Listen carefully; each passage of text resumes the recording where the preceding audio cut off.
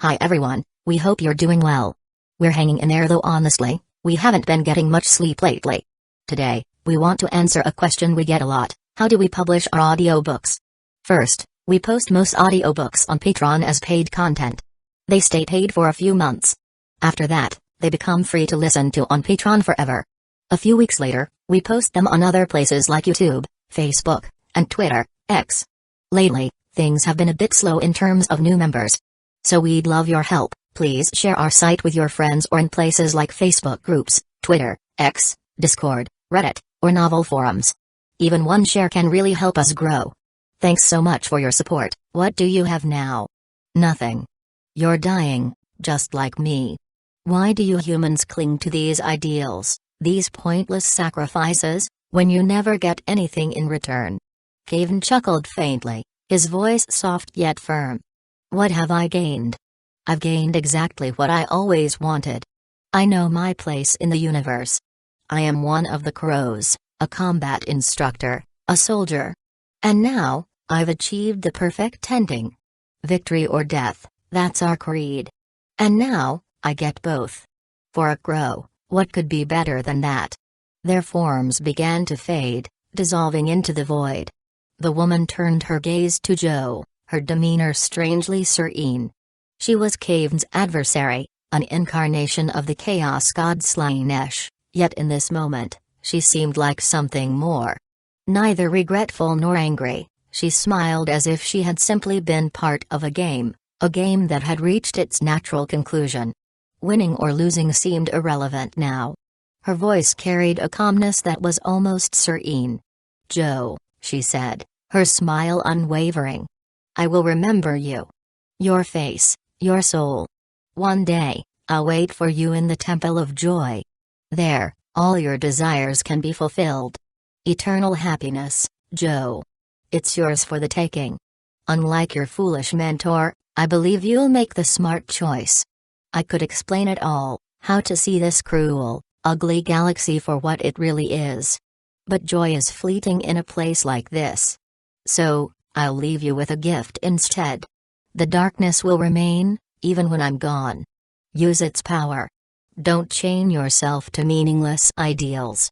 Nothing is more important than your own happiness. With that, both Kayvaan and the demon vanished, their final words echoing in the collapsing void. The warp dissolved into darkness. The sun shone warmly on Terra, casting a gentle glow across the silver-white plaza. White doves soared overhead, their wings glinting in the light. Fountains sprayed arcs of water into the sky, droplets scattering like diamonds as they fell. Even the sound of water seemed joyful on this tranquil spring day.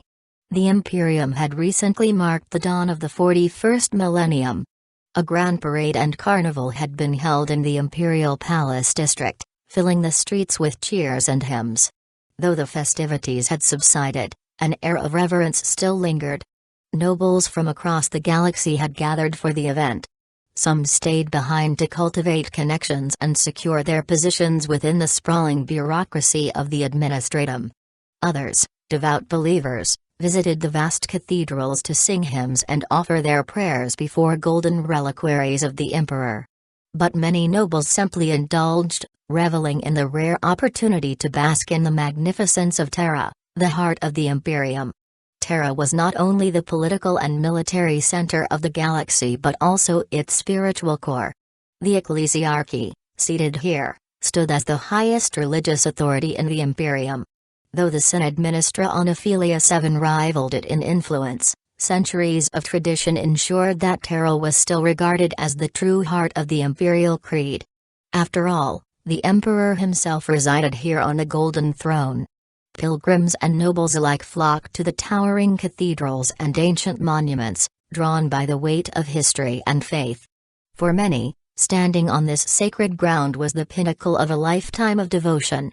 Cathedrals large enough for starships to pass through stood like monuments to titanic gods, their colossal forms dwarfing everything around them. The intricate bas-reliefs and carvings adorning their facades told stories of the Imperium's countless victories and sacrifices. Above these majestic structures, spires pierced the heavens, adorned with sculptures of saints and heroes locked in eternal triumph.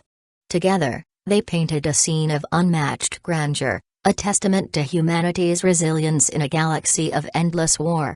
Chapter 16. Suspicion. Among these landmarks stood the Cathedral of the Emperor's Ascension, a beacon of faith and history. Even the Imperium's wealthiest and most corrupt nobles saw value in bringing their children to its hallowed halls.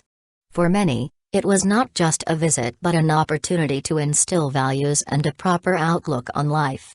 Some imperial schools even made trips to the cathedral a regular activity, allowing children to hear firsthand the heroic tales and legends of a time long past. The cathedral's outer sanctum was a towering Gothic marvel. Its black walls bore countless carvings depicting heroic sacrifices made for the Imperium. Pilgrims and tourists patiently waited in long queues, guided by attendants who led them through the various exhibits. At every significant stop, priests and servitors recounted the stories of legendary battles and the brave souls who fought them. It had been 9,000 years since the hero Kayvaan fell to a dark curse on the battlefield. In those millennia, the Imperium had weathered countless storms under the Emperor's eternal vigilance.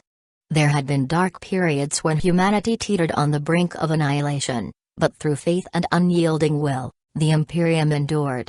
Today, though the galaxy was never truly free from conflict, Terra enjoyed a rare moment of relative peace, and its citizens cherished the hard-won stability. The Sanctum of the Honored Dead, once exclusively a resting place for fallen heroes, had evolved. While its inner sanctum still housed the remains of those legendary figures, access was strictly limited. Visitors instead marveled at the rebuilt outer sanctum, a grand and majestic structure designed for public admiration and education.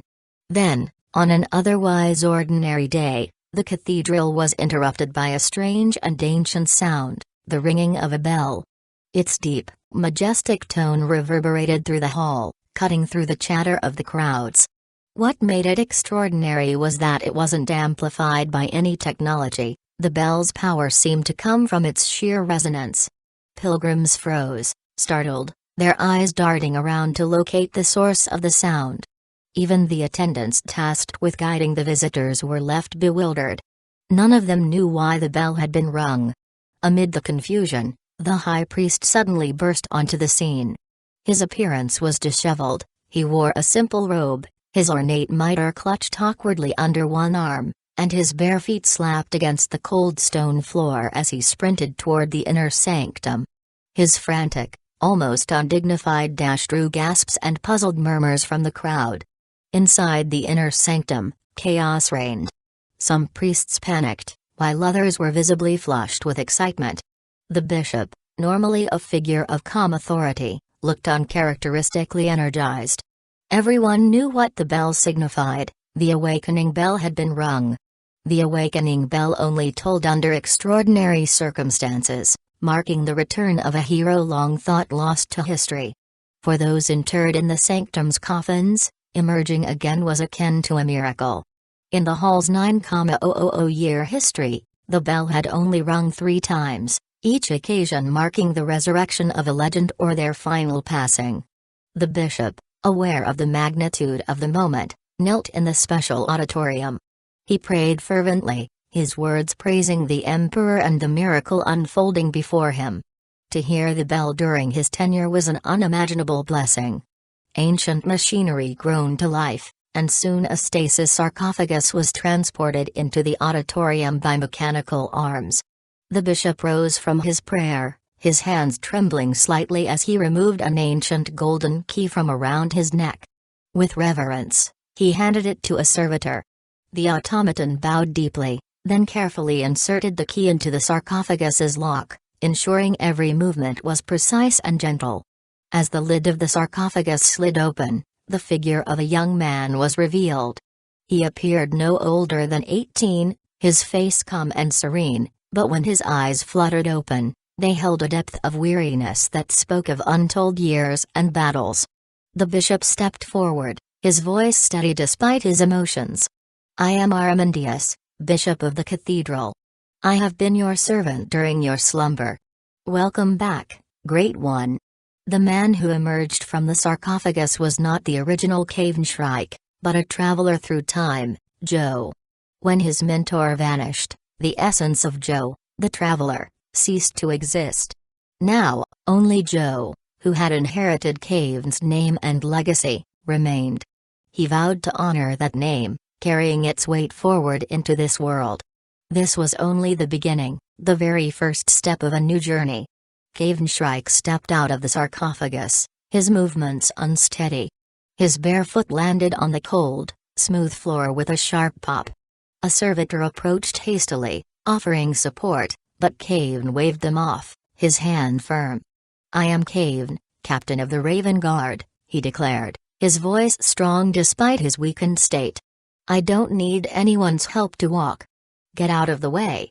Joe's awakening set an ancient system into motion, one originally designed by the Sanctum to handle those returning from prolonged stasis. The first protocol was a complete isolation procedure.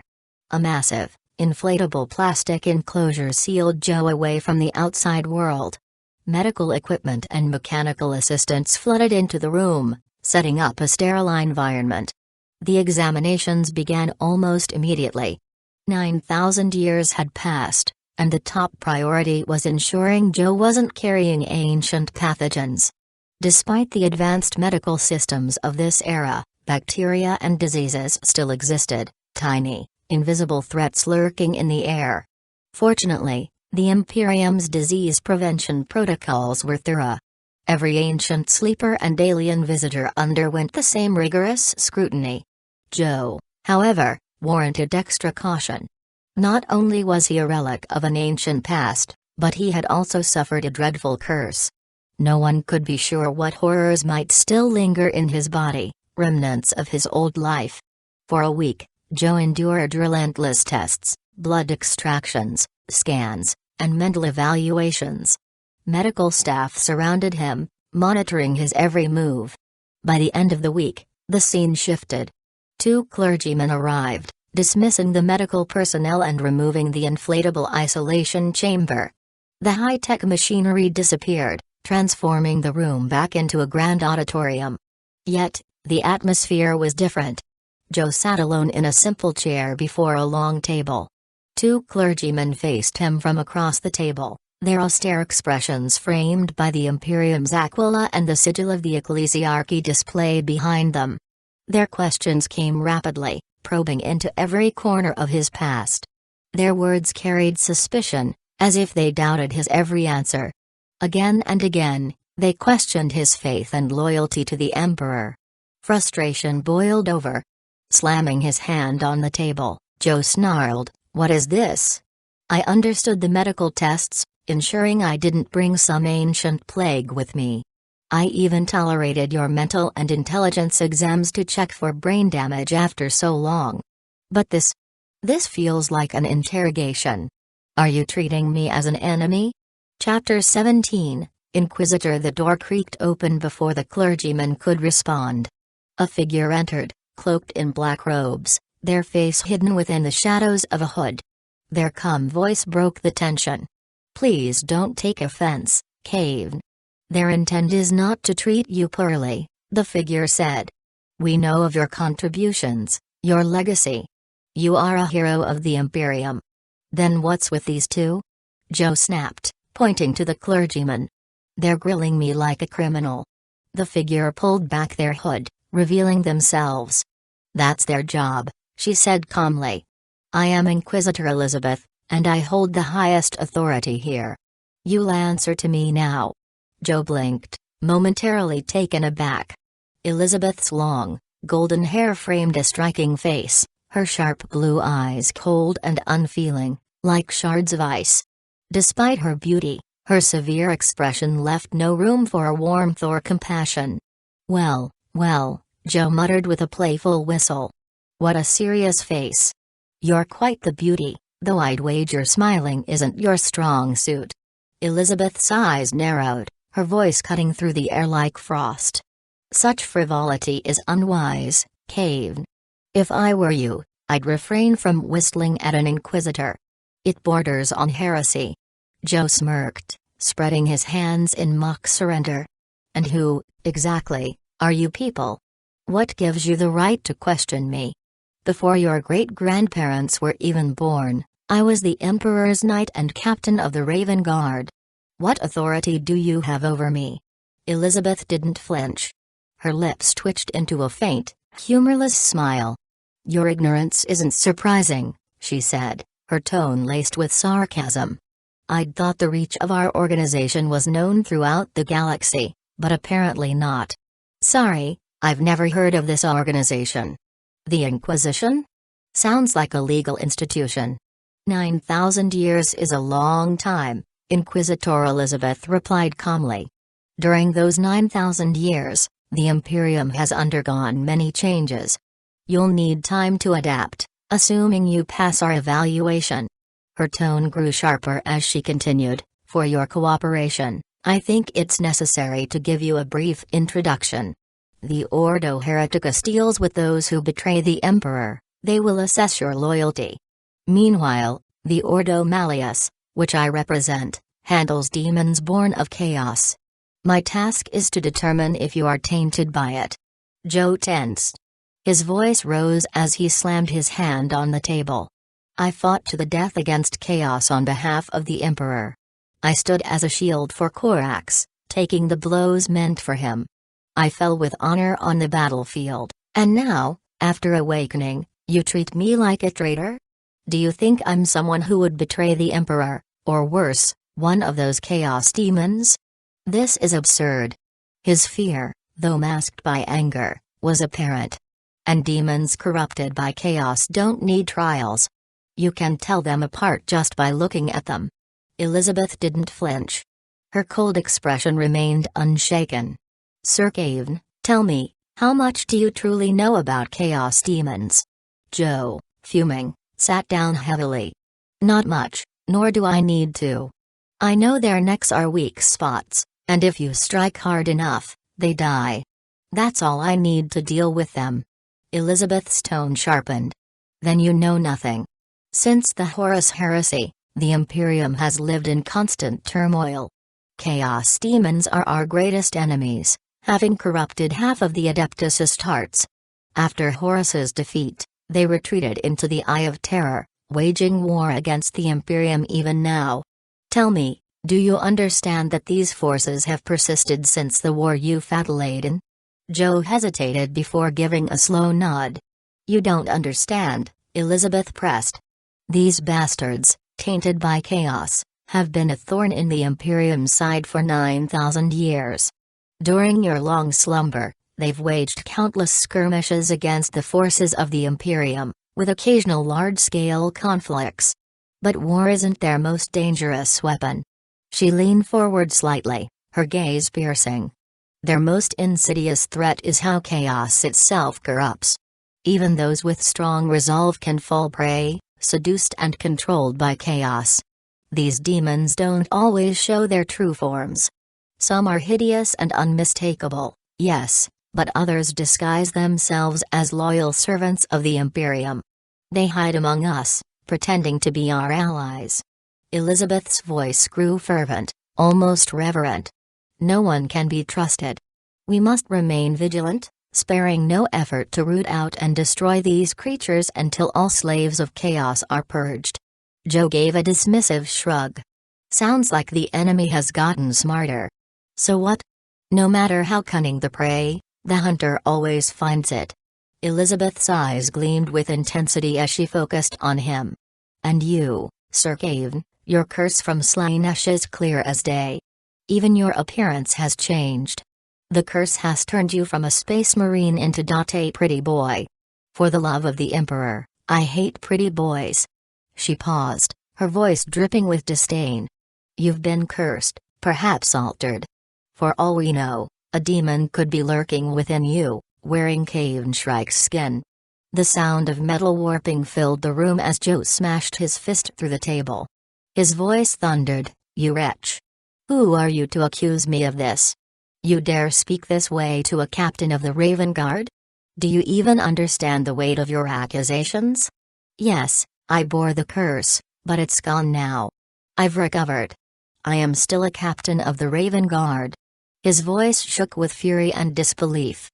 "You base this on speculation? How dare you?" Elizabeth raised a single brow at the ruined table but remained unfazed. Her voice was calm yet unyielding. "As long as chaos taint is involved, I have absolute authority. Here, I am above the laws of the Imperium. Until your purity is confirmed, your rights are suspended. Your past deeds, your contributions to the Imperium, your status, none of it matters here. Oh, and the Raven Guard?" She leaned closer. "They're still active, but the chapter is a shadow of what it once was. Your title holds little sway in this new age." "What?" Joe's voice trembled with shock. "The Raven Guard wouldn't let that happen. That's impossible." Elizabeth's voice was cold and deliberate as she spoke. "After the Horus Heresy, the Raven Guard suffered immense losses. Though they endure, they are undeniably diminished. They lack the numbers and resources of their former strength. Even their gene seed was tainted after Korax's desperate experiments to rebuild their numbers during the Great Scouring." Her piercing gaze fixed on Joe as she continued, "Do you understand what that means? Those experiments led to horrific mutations, forcing Korax to destroy many of his own creations. Their losses and the Imperium's inability to restore their gene seed have left the chapter weakened. They fight valiantly, but the glory of the Raven Guard you remember is a thing of the past." Chapter 18, Ordo Malleus. Joe will be called as Kayvaan from this point to avoid confusion. Kayvaan's mind churned as he listened. Memories of the Raven Guard surged within him, images of their incredible power, their legendary victories, their ability to endure trials no one else could. To him, there was nothing in the galaxy capable of withstanding the Raven Guard's onslaught. Their motto, Victoris aut Mortis, victory or death, wasn't just words, it was a declaration of their unyielding spirit. The founder of the Raven Guard, Corvus Corax, was a larger-than-life figure to Kayvaan. Noble, righteous, and brilliant, every accolade Kayvaan could think of fit Corax. Kayvaan respected him only second to the Holy Emperor. But now, hearing Elizabeth's words, doubt crept in. Could it be true? Could the legendary Raven Guard really have fallen? 1%. That number lingered like a shadow in Kayvaan's mind. It wasn't just daunting, it was horrifying. Such a slim success rate meant it was nearly impossible for the Raven Guard to replenish their forces. Wars bring inevitable losses, and when replacements can't keep up with casualties, extinction becomes a certainty. And to make it worse, Corvus himself was missing, lost in the darkness of the galaxy. Kayvaan lowered his head and sank into the chair, feeling a weight in his chest. Elizabeth noticed his reaction, a trace of satisfaction flickering in her eyes. Sensing the opportunity, she pressed on, her tone sharp and unforgiving. "If it weren't for your past achievements, this trial wouldn't have stopped at words. The Inquisition has methods far worse than this, methods you wouldn't want to experience. Cruelty beyond imagination. So I suggest you cooperate. Otherwise, we might determine you've been corrupted by chaos. And you know what happens then." Kayvaan glanced up at her, his voice flat. "Purification?" "Yes," Elizabeth replied, her voice chillingly calm. "You'd be burned to ashes. And don't think it takes much to reach that conclusion. If I believe you've been tainted, then you're tainted. I only need a plausible excuse. For instance, your face, it's clearly not what it used to be. Obviously, you've been cursed." Kayvaan touched his face, his tone laced with dry humor and doubt. "It's true my face didn't look like this before. My skin used to be darker, rougher. Now it's pale and smooth, but who could blame me? It's been 9,000 years since I've seen the sun." Elizabeth's lips curled into a sneer. She studied his expression closely, searching for fear, panic, or something to confirm her accusations. But she found none. Instead, Kayvaan's demeanor was calm, resigned, even, though there was an undeniable heaviness in his eyes. Elizabeth frowned slightly, then adjusted her approach. After a pause, her voice softened, though her words remained calculated. You should know that your behavior earlier was reckless. Whistling at me during a trial? That was a poor decision. People being judged usually have the sense to show their judges some respect. She leaned closer, her tone hardening again. And don't forget, Slaanesh thrives on indulgence and pleasure. Your flippant attitude could easily be interpreted as evidence of corruption. I'll be documenting your behavior in detail, and let's just say it could heavily influence the outcome of this trial. Kayvaan stared at her, incredulous. You're telling me I might get burned to death because I whistled? And because my face is whiter now? Elizabeth's reply was cold and serious. It's entirely possible. I come from the Ordo Malleus, and I have the authority to decide these matters. Kayvaan slumped back in his chair, exasperated. The absurdity of the situation left him momentarily speechless. He knew he had no choice but to play along, for now. Pride and honor could only carry a man so far when faced with the cold reality of the Inquisition. Kayvaan's thoughts drifted to his mentor, Kayvaan. They'd been through 9,000 years together, and Kayvaan knew Kayvaan's unyielding devotion to honor. For Kayvaan, honor is my life wasn't just a motto, it was the very core of his being. Kayvaan respected him deeply for that, but he couldn't share the same unflinching commitment. To Kayvaan, honor was important, but survival mattered more.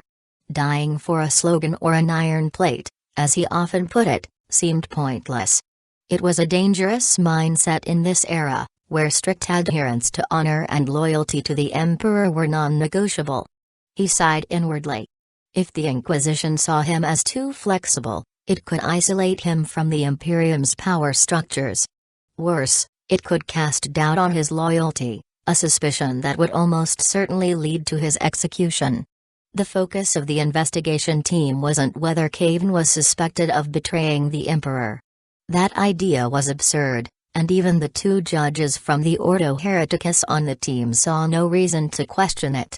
A hero from a legendary era, awakened after millennia, turning against the Emperor? It was an unnecessary line of inquiry. The judges understood this well. However, loyalty to the Emperor and devotion to him as a divine figure were different things entirely. Many Space Marine chapters held steadfast loyalty to the Emperor but stopped short of religious fervor. The judges, aware of these historical and cultural nuances, didn't question Kayvaan's loyalty or performance. The harsh words and pointed questions hurled during the interrogation had a different purpose. They were driven by Judge Elizabeth's instructions. The more cunning a demon is, the weaker it tends to be, Elizabeth had explained earlier. Cunning makes them clever, but cleverness often masks fear. And fear is a sign of weakness. This is especially true for demons of Slaanesh. Their very essence is rooted in indulgence and decadence. When those wretched beings find themselves facing humanity's strength, they falter, especially against someone like me, a judge of the Ordo Malleus. When their cover is blown, fear takes over, and their flaws are exposed. I need you to strike at him with your words, tear apart his defenses, and push him to fear and anger. That's when I'll make my judgment. One of the Ordo Hereticus judges had raised an eyebrow, clearly unimpressed. So, you're assuming our hero is corrupted by chaos? Not assuming, speculating, Elizabeth corrected. I work with the assumption that he is compromised, that he is an enemy in disguise. My methods will expose the truth, one way or another. If he's innocent, he will prove it through his responses. It's a fair process. This isn't just my way, it's the way of the Ordo Malleus. Sounds more like a guilty until proven innocent approach, the judge replied, visibly uncomfortable. The Ordo Hereticus and Ordo Malleus may both have been arms of imperial justice, but their methods couldn't have been more different. Call it what you like, Elizabeth said coldly. I'd rather err on the side of caution and kill millions by mistake than let one corrupted soul walk free. Before meeting Kayvaan, Elizabeth and the team painstakingly planned the interrogation. Elizabeth, observing him through a one-way reflective window, watched his every move, every expression. She had expected a straightforward process, Space Marines weren't known for subtlety. Kayvaan was supposed to be an overconfident warrior, all strength and no finesse. But the man in the room shattered those expectations. Chapter 19, Aizen. Kayvaan was sharp, almost unsettlingly so. He met their verbal assaults with a calmness that seemed to sap the aggression from the air. When the questions turned harsh and even outright insulting, his anger surfaced but never overtook him. Instead, he directed it into firm, steady responses, neither provoking nor backing down. Elizabeth found herself questioning her assumptions. Could this truly be a Space Marine? His steady temperament and sharp wit felt more like those of a negotiator than a battle-hardened warrior. Frustrated, Elizabeth discarded her planned approach and strode into the interrogation chamber. She tried intimidation, but it failed utterly. Kayvaan didn't even blink at the mention of the Ordo Malleus, a name that would leave even the most devious heretics trembling. His blank expression, as though she had mentioned something trivial, only deepened her frustration. No demon, no matter how skilled at deception, could maintain such composure. And then there were the tests that should have unearthed any sign of corruption but instead returned results that were infuriatingly clear. There was no warp taint, no psychic resonance, and no mutation. His physical condition was remarkably pure. The results painted a picture of someone entirely untouched by chaos. The only unusual aspect of Kayvaan was his appearance.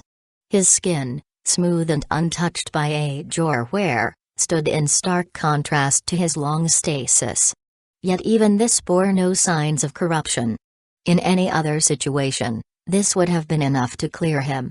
A simple ruling by the Inquisition would have ended the matter. But Kayvaan was no ordinary case. Soon after his awakening, messages began flooding in from various Space Marine chapters. Even the Blood Angels, who bore the heavy burden of the Black Rage, sent inquiries. The messages were brief, often little more than questions about Kayvaan's status, but their meaning was clear. To these chapters, he was more than a relic, he was a symbol, a hero from the Imperium's early days, alive once more. Even more telling was the response from the High Lords of Terra, who sent a formal note acknowledging their interest in Kayvaan's case.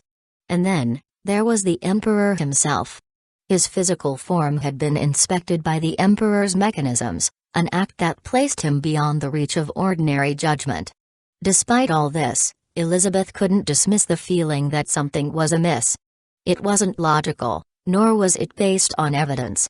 It was her instinct, a sense that had guided her through countless battles against heresy and chaos. To Elizabeth, this wasn't just a vague feeling, it was a force she trusted as much as her own eyes. Time and again, her instincts had led her to truth, and now they focused on one person, Kayvaan. Something about him felt off, hidden beneath the surface. The interrogation dragged on, grinding and monotonous. Most of the questions were routine, the kind used to establish context. But Kayvaan's answers, or lack of understanding, made the process far more difficult. He wasn't dodging the questions, it was clear he genuinely didn't understand many of the topics being discussed. His confusion stemmed from one undeniable truth: Kayvaan had been asleep for 9,000 years. 9 millennia. That span of time exceeded the lifespan of entire civilizations. To Kayvaan, the galaxy he awoke to was alien. Every question felt like opening a door to yet another strange and unfamiliar concept. "Who's Kayvaan?" he asked at one point, his expression earnest. Elizabeth pressed her fingers to her temple, suppressing a sigh. It wasn't defiance, his ignorance was genuine. Still, the endless back and forth tested her patience. Every question seemed to lead to yet another round of explanations. By the third day, Elizabeth had reached her limit. The conclusion was filed in a single word: pure. Yet, the matter wasn't settled. Passing the initial review was only the beginning. Kayvaan was sent for a thorough medical evaluation and assigned a 6-month period of observation within an imperial chapel on Terra. The practice was largely ceremonial, meant to show that even heroes of legend were subject to the Imperium's laws. In truth, The Imperium's rulers had little desire for these legendary figures to awaken. Heroes of the past were far easier to manage as silent symbols, lying motionless in their sarcophagi. Revered but harmless. A living hero was unpredictable, a potential disruptor to the established order. More often than not, they caused more problems than they solved. Darius stood outside the old wooden door, his nerves frayed.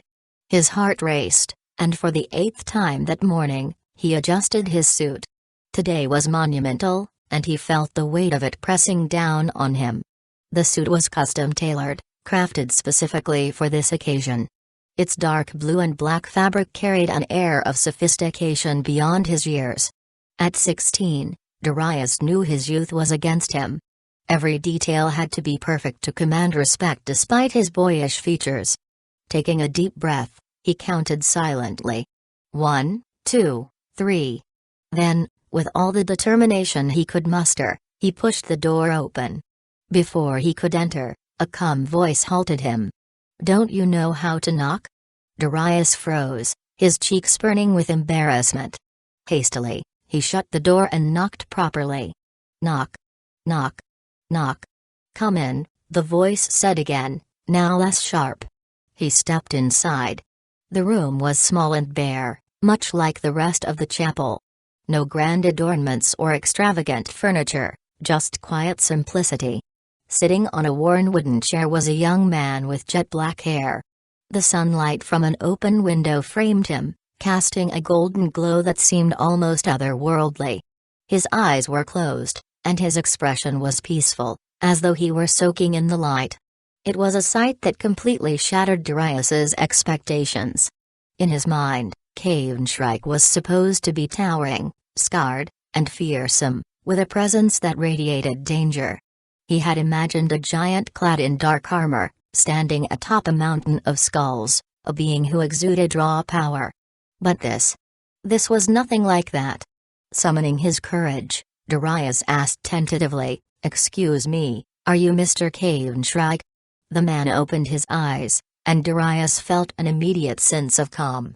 Kayvaan's gaze was steady, lacking any malice or intimidation. His face was striking, not weathered or battle-worn, but serene, carrying a quiet grace that was almost ethereal. "Yes," Kayvaan replied, his tone soft but clear. "You've found the right person. I am Kayvaan. But just Kayvaan will do." "And you are?" Darius bowed respectfully. "My name is Darius Aizen Shadowglan.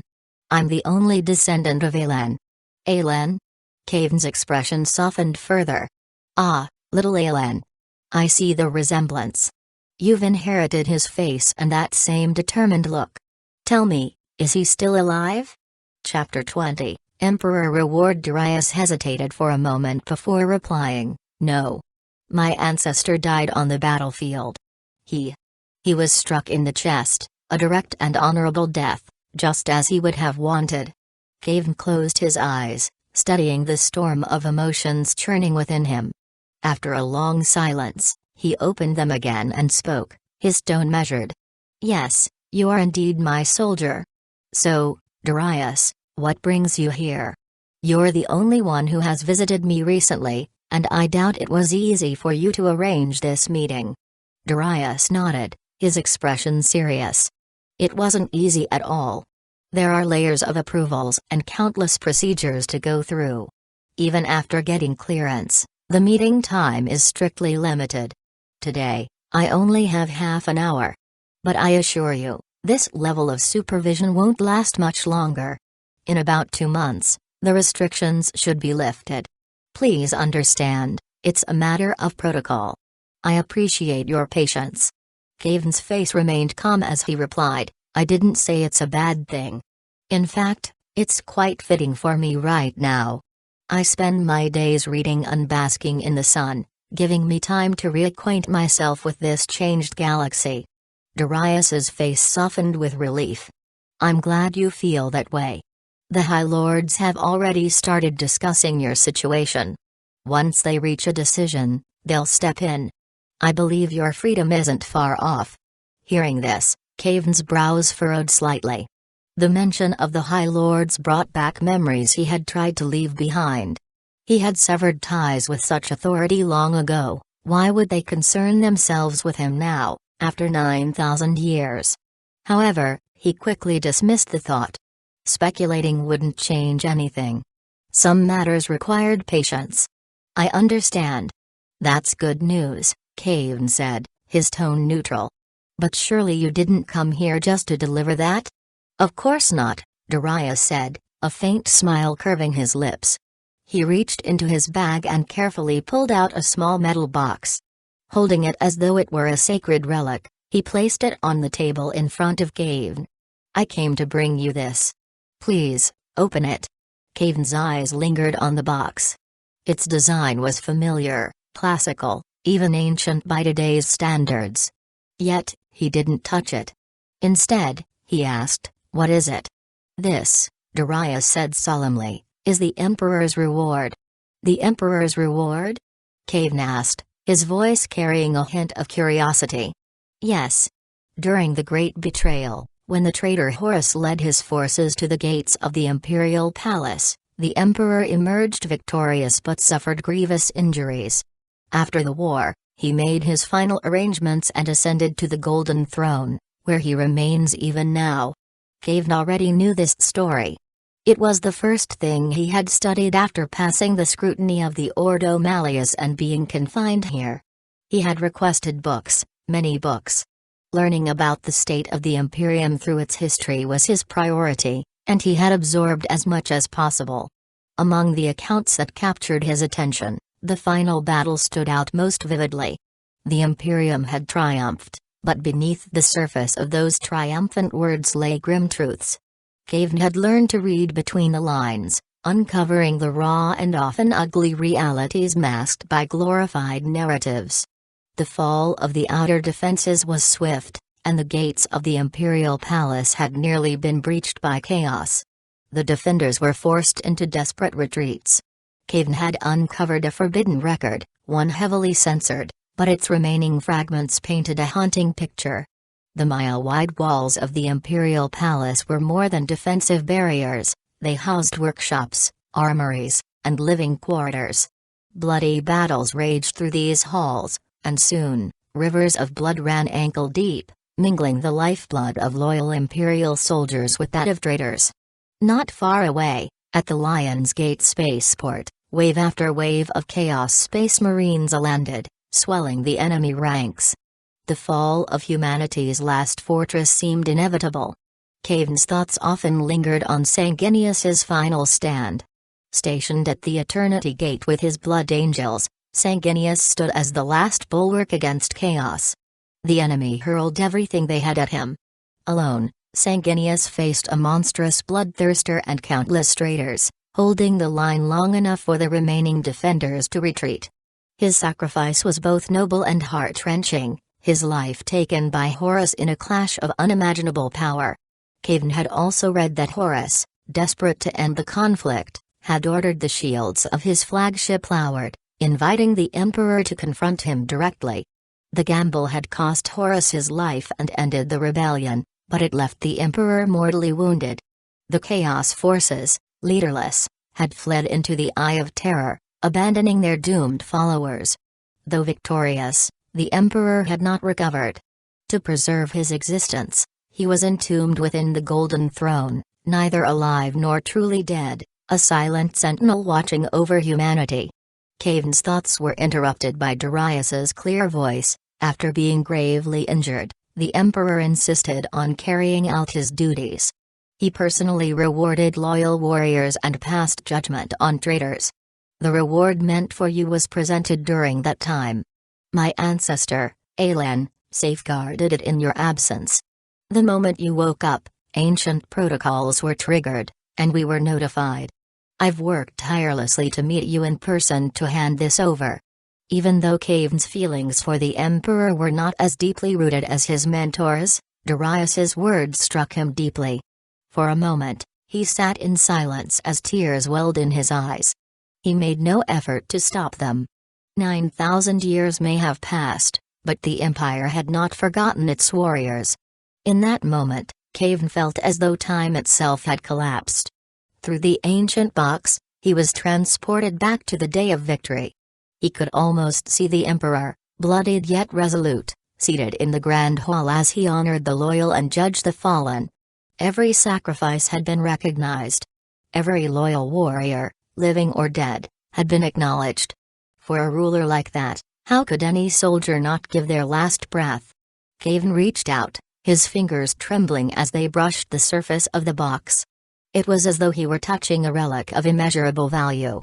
"What's inside?" he asked, his voice thick with emotion. "We don't know," Darius replied with a gentle smile. "The Emperor did not specify the contents of the reward. Our family never opened it, nor would we dare to. It is yours to unveil." Kayvaan said nothing further. He wiped his tears, took a deep breath, and broke the ancient seal.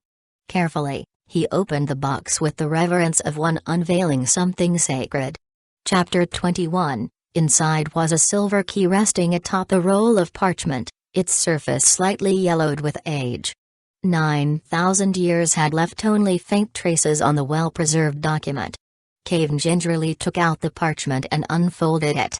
Written in the Imperium's formal Gothic script, the text read, "Commission of appointment in recognition of his heroic and exemplary service to the Imperium, and in acknowledgement of his tenure as captain of the Raven Guard, it is hereby decreed that Kayvaan Shrike is granted the authority to establish a new chapter of the Adeptus Astartes.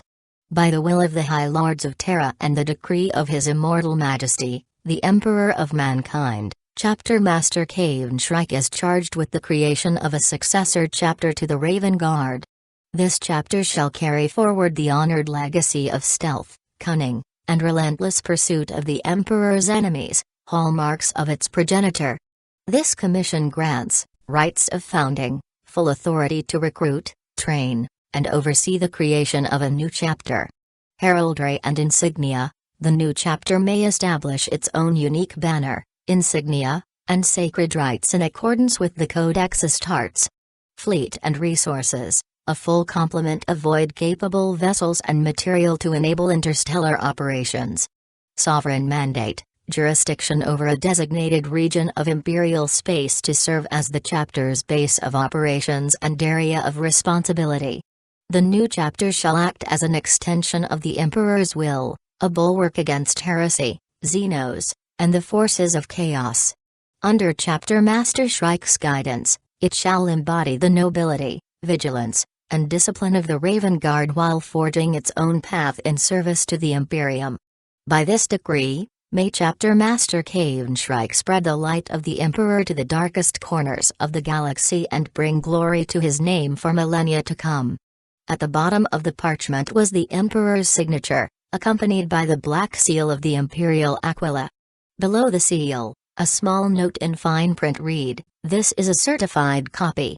The original has been archived in the vaults of Terra." Kayvaan turned the parchment over, inspected the key, and even re-examined the box multiple times. Only then did he finally accept that this was no cruel joke or twisted test. The letter was real. For a moment, a surge of disbelief and awe overtook him. He hadn't expected such monumental recognition. This appointment wasn't just timely, it was a lifeline. He desperately needed this now. When Kayvaan had first awakened in this strange, distant era, the deference of others had felt like a small comfort. But that initial kindness had soon turned into relentless scrutiny. Inquisitors and officials alike had looked at him with thinly veiled suspicion. At every turn, Kayvaan had been plagued by the same fear. Would someone storm in and drag him away? Would they discover something unnatural? Was there something within him, a remnant of Slaaneash's curse, that even he wasn't aware of? The Imperium's treatment of anomalies was no mystery. Travelers like him weren't welcomed, they were hunted. To the Imperium, such beings were often considered invaders, malevolent entities born of the warp, infiltrating humanity. These travelers were eradicated without hesitation, dissected for study, or purged in the fires of judgment. Some of these warp-born abominations disguised themselves, corrupting hearts and minds. Others burrowed into their victims, spreading chaos from within. The most terrifying were those who took over their hosts entirely. Kayvaan had seen such a demon within his own spiritual consciousness, its voice and presence as insidious as the warp itself. Since his awakening, Kayvaan had lived under the shadow of these fears. If he were unmasked as tainted, or even suspected of it, death by flame would be the most merciful fate he could hope for. Yet Kayvaan's long-honed demeanor had become his saving grace. Even as his appearance had softened, his body's natural habits remained the same. His face was always composed, showing no emotion regardless of the turmoil within. That mask had kept others from seeing his dread, though it did little to soothe the storm within him. Had anyone suspected he wasn't the true Kayvaan Shrike, it wouldn't matter if the claim was false. The slightest doubt could mark him as a heretic. No excuse, no protest, would save him then.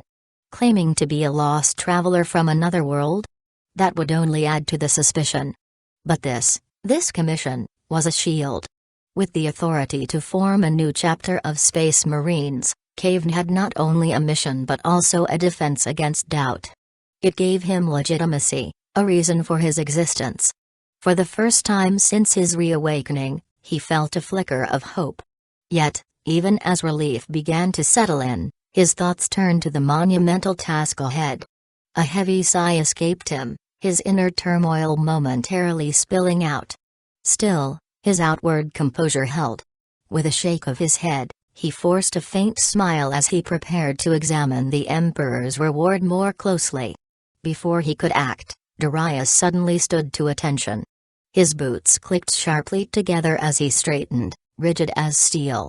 The sharp sound echoed through the room. "Stand at attention."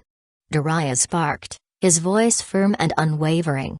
Raising one hand in salute, he declared loudly, "Darius, a loyal servant of the Imperium, formally applies to Captain Kayvaan Shrike for permission to join the Marine Corps you are about to establish." With that, he withdrew a white envelope from his coat, stepped forward, and placed it on the table with both hands, bowing slightly. You already prepared an application?"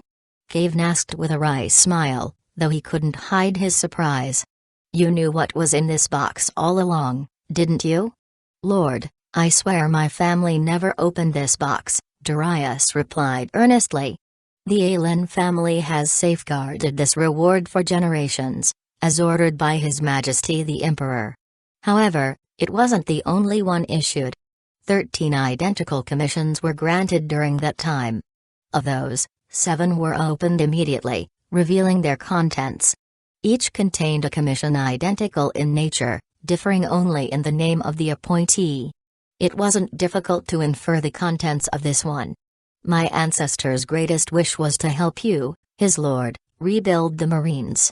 For that goal, he declined countless promotions, choosing instead to fight on the front lines and accumulate merit. But even so, he never lived to see your awakening. Serving under your command is not just my ambition, it's a dream my family has carried for generations." Kayvaan leaned back, his smile tinged with melancholy. "It's not that simple," he said, shaking his head. "You're still young, Darius. You don't understand what it takes to form a chapter. Even a small-scale force is a monumental undertaking now. 9,000 years ago, I wouldn't have hesitated to don my armor and sail into the stars. But now..." He trailed off, his gaze distant. This galaxy was no longer the one he remembered. 9,000 years had reshaped everything. The dreams of his past felt like echoes from another life, and a single commission, no matter how sacred, couldn't bridge such a vast divide. Darius, still standing, hesitated before asking, "Lord, does this mean you'll decline the commission?" Chapter 22, Darius' request. Kayvaan didn't answer immediately. Instead, he turned his thoughts to the Adeptus Astartes. He understood their importance all too well. The Space Marines weren't just warriors, they were the shields and swords of the Imperium. Aboard towering void ships, they patrolled the galaxy, defending humanity and the Emperor's realm.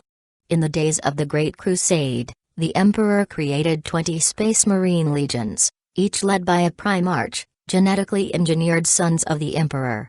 Each legion was a massive force of thousands of superhuman warriors. They swept across the stars, reclaiming lost human worlds, crushing alien threats, and expanding the Imperium's reach. But that was before the Horus Heresy. When the heresy began, half the legions turned traitor. The Emperor, grievously wounded, was entombed on the Golden Throne. The Loyalists triumphed, but the Imperium was shattered. The traitor legions fled into the Eye of Terror, leaving a scarred galaxy behind. To prevent such devastation from happening again, the legions were divided into smaller chapters under the Codex Astartes, written by Robert Guilliman. No chapter could number more than 1,000 warriors. "I never imagined they'd entrust me with this kind of power," Kayvaan murmured, exhaling deeply. No wonder the review process was so strict. "Of course," Kayvaan interjected earnestly. "The Empire would never neglect a war hero from the legendary era like you, Captain. If I may ask, sir, what's your final decision on my application?" Kayvaan regarded the young man thoughtfully. "You should know that applying to join the Space Marine Corps isn't about glory or recognition. It's a death sentence. I've reviewed the recent records. As for the old Ravens and other chapters, they're in a sorry state. Centuries of war have left their gene pools fractured, their technology lost. Many things we once took for granted are now ancient relics. These days, any young man hoping to join the Space Marine must endure brutal tests. Failure often means death. From your attire and demeanor, I can tell you live comfortably and have a good education. Are you certain you want to give all that up? Dedicating yourself to the vast void of the stars isn't just dangerous, it's almost a guarantee you won't survive. Are you really prepared for that?" Darius stood firm. His expression was resolute as he replied, "I understand the risks. I may suffer a mental breakdown from the pain, mutate into a mindless monster, or even die on the operating table. I've thought about all of it, sir. But despite the dangers, I still want to become Space Marine. I can't stand this hollow life anymore, living off the reputation of my ancestors without purpose. I want to follow you and become a true soldier, to fight and, if necessary, die with honor on the battlefield, just like my forefathers." Kayvaan's eyes narrowed. "Why do you feel so strongly about this?" Darius straightened his posture, his voice unwavering. "Because I want my life to matter, sir. I want the strength to protect others, to safeguard the Empire and serve the Emperor. I don't want to waste my life on meaningless indulgences. I need to do something that counts." The words rang with conviction, though Kayvaan knew lofty ideals often masked hidden motives. Still, he nodded. For an Imperial citizen, such awareness was commendable. "Very well," Kayvaan said. "If I succeed in forming a Space Marine Corps, I promise you'll be among the first I consider for recruitment." Darius's face lit up with a rare smile. He saluted sharply. "Thank you, Captain Kayvaan." "Don't celebrate just yet," Kayvaan cautioned. "Even with the Emperor's letter of appointment, the outcome isn't certain. There are still many obstacles ahead." The truth weighed heavily on Kayvaan's mind. The Emperor had been silent, entombed on the Golden Throne for 9 millennia. How much of his power remained? Darius couldn't help but doubt. Although the Emperor was now the cornerstone of humanity's faith, to many, he had become less of a person and more of a symbol, an idolized figure or even a god created by human belief. Yet Kayvaan remembered clearly, this was not what the Emperor had wanted. The Emperor had despised worship. In life, he had openly declared himself a man, not a god. A firm materialist, he believed only in what could be seen and proven. He had no patience for the ignorance of superstition, magic, or divine worship. The irony was staggering. Now, in this broken age, the Emperor was revered as a deity by the very people he had sought to enlighten. For Kayvaan, it was a bitter reminder of how much the Empire had lost, not just technology, but also the vision and values that had once united them. The emperor once tried to pass laws banning anyone from worshipping him as a god. Yet, despite his efforts, secret religious groups kept appearing, like sparks that wouldn't extinguish. When the emperor was gravely injured and retreated to the Golden Throne, these underground movements only intensified. Over time, this devotion evolved into a fully fledged state religion, entrenched in the empire's long history. As the emperor ascended to the status of a divine figure, secular power naturally shifted to others. The true authority within the empire now lay in the hands of an institution known as the High Lords of Terra, which wielded immense influence over the galaxy. On a bright afternoon, young Darius stepped out of Kayvaan's hut with a contented smile after their conversation. Meanwhile, on the other side of the planet, night had blanketed the earth, but the skies over the heart of the empire glowed with perpetual light. This place, even during humanity's darkest moments, the Great Rebellion, never dimmed. Here, in the heart of the Imperium, silence reigned. Golden-armored custodians patrolled its halls, their presence a living reminder of the Emperor's glory. Deep within the palace, beneath layers of defenses, lay the Golden Throne, a symbol of humanity's faith and survival. Beyond the Emperor's resting place, a small council gathered in a chamber near the palace outskirts. The room, though grand, was marked by its humble round table, old and worn, yet central to the Imperium's rule. 4 figures debated intensely around it, their words sharp and urgent. Each decision they made rippled across the galaxy, shaping the Imperium's future. For those with ambition, this room represented the pinnacle of power. This was the High Lords of Terra, the true rulers of humanity. Chapter 23, The High Lord of Terra. At this moment, a routine session was underway. The Inquisition considers him a dangerous individual. He must remain under observation and surveillance. We cannot allow him any power or position, declared one of the attendees, an elderly man with a voice as sharp and cold as a winter wind.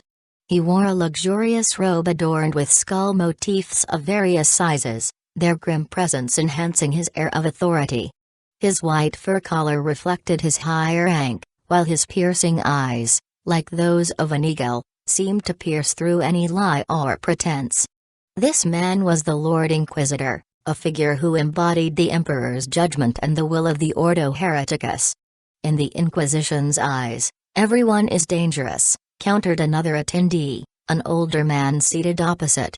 His face was hidden beneath the hood of a plain robe, giving him an air of mystery. In one hand, he held an elegant quill, which he used to annotate an ancient tome resting before him.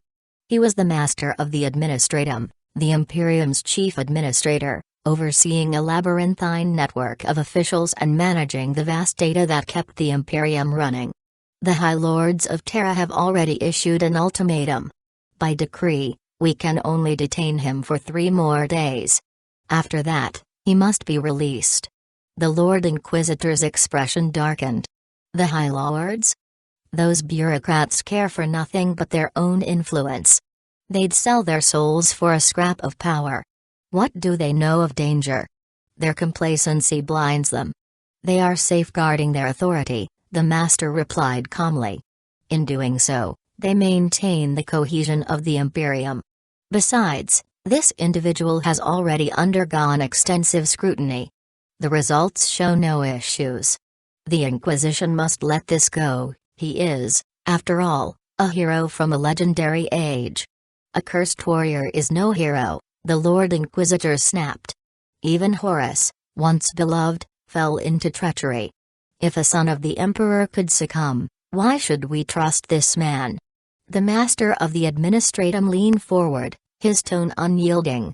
The establishment of an Astartes chapter and the appointment of its leader are the Emperor's will. Are you questioning the Emperor's authority? His gaze swept over the room as he placed a heavy document on the table. And it's not just military power we're discussing here. He will also gain significant control over several territories. Take a look for yourselves. This is the decree from the Senatorum Imperialis. With a deliberate gesture, He slid copies of the document to the three others seated at the table. As they read, their faces darkened, their expressions betraying a mixture of shock and unease. "This is unwise," muttered the third member of the group, his voice laced with frustration. "I don't follow politics much, but even I know this is risky. We've seen this kind of centralization before in the Imperium, and it always ends badly. This is practically inviting rebellion." The speaker's voice was distinct, steady, mechanical, and punctuated by faint static, as if the words were being broadcast from an ancient voxcaster. His tone carried a strange detachment, reflecting his nature. He was the Fabricator General of Mars, a powerful figure who embodied the Mechanicum's devotion to the machine god. Their forge worlds supplied the Imperium's armies, overseeing the production of weapons and machinery that fueled the Adeptus Mechanicus's endless forges. The followers of the cult Mechanicus worshipped the Omnissiah, a manifestation of the Emperor as the machine god. Their devotion extended to modifying their own bodies, replacing flesh with metal in pursuit of enlightenment. The general himself was a prime example. His throat had been irreparably damaged 2 centuries ago, a death sentence for most humans. But for him, it was merely an inconvenience. With a simple operation, he replaced the ruined organ with a mechanical vocal system. Since then, his voice had carried the cold resonance of artificiality. "We can't allow this," the general continued, his words deliberate. "Granting one individual such immense authority, a leader of an Astartes chapter who also holds the title of Imperial Commander, is reckless. This person would oversee 3 entire star systems, not to mention commanding an elite military force that answers only to him. Such autonomy invites disaster." The room fell into a tense silence. No one needed further explanation to grasp the implications. The Fabricator General's concerns were shared by all present. In the Imperium, the separation of military and civilian power was a cornerstone of stability. Consolidating both in one person was a direct threat to order, effectively creating a rogue governor. The High Lords of Terra had long used this principle to maintain control, ensuring no one could amass enough influence to challenge imperial authority. The Astartes chapters, despite their independence, were not exempt from oversight. While they managed their own domains, traditions, and internal affairs, their holdings were deliberately barren, harsh, and resource-poor. This ensured their reliance on the Imperium for support, preventing them from growing too independent or too strong. The unforgiving environments they operated in served dual purposes, forging their warriors' resilience and curbing their logistical capabilities. 3-star systems? The Lord Inquisitor frowned deeply, breaking the silence. "That's excessive. Is this man of noble blood?" The master of the administratum shook his head. "The name Shrike doesn't belong to any prominent house. His father was a minor noble, more interested in indulgence than governance. But his grandfather, now there's a name you might recognize, Vran Shrike, one of the explorer." "Vran?" The Lord's brows lifted. "The renowned explorer?" The master nodded. "The same. He is credited with charting over 5% of the Eastern Fringe, worlds, warp routes, preliminary surveys, all thanks to Vran and his fleet. His influence inspired others to map an additional 50% of the region. The Emperor himself rewarded him, and among the gifts were the 3 systems in question." He paused, then listed the names of the systems. The others exchanged blank looks. "It's not surprising you don't recognize them," the master said dryly. "The Imperium's vastness makes it impossible to recall every territory. The sheer scope of the Imperium stretched far beyond what mortal minds could fully comprehend. As beautiful as the constellations appeared in the void, every visible star was within the Emperor's dominion. Yet, what the naked eye could see was but a fraction of the whole. In the depths of the galaxy lay countless stars, their light too faint or distant for even the most advanced telescopes. Beyond these, in the infinite reaches of the warp and the uncharted expanse, were territories claimed by humanity that defied conventional mapping. The Imperium's size was so immense that even the most dedicated archivists could never catalog every world under its protection. Chapter 24, The Galaxy Opening. An old-fashioned flat star map of the Milky Way provided only a simplistic perspective. The galaxy was divided into 5 major regions, as classified by the Adeptus Administratum. At the center was the Segmentum Solar, home to Terra and the Sol system. This heart of the Imperium was densely populated, hosting countless historic and critical worlds. Surrounding it were 4 vast regions, the Segmentum Obscurus to the north, the Segmentum Tempestus to the south, the Segmentum Pacificus to the west, and the Segmentum Ultima to the east. Among these, the eastern fringe within Segmentum Ultima was the largest, occupying much of the galaxy. However, it was a wild, sparsely populated frontier where the Imperium's grip was weakest. Many of humanity's greatest threats originated there, making it both perilous and promising. In the Imperial Palace, the Master of the Administratum traced his finger across the holographic star map, pointing to a distant cluster in the eastern fringe. The 3 star systems are located in this region, he announced. The Lord Inquisitor frowned slightly. That's quite far, he said. Does the Imperium even have control over that area? The Master hesitated, then admitted, even the Emperor's authority struggles to fully reach such a distant place. That's problematic, the Lord replied, his tone skeptical. At first, the reward seemed incredibly generous, 3 entire star systems, a prize of staggering proportions.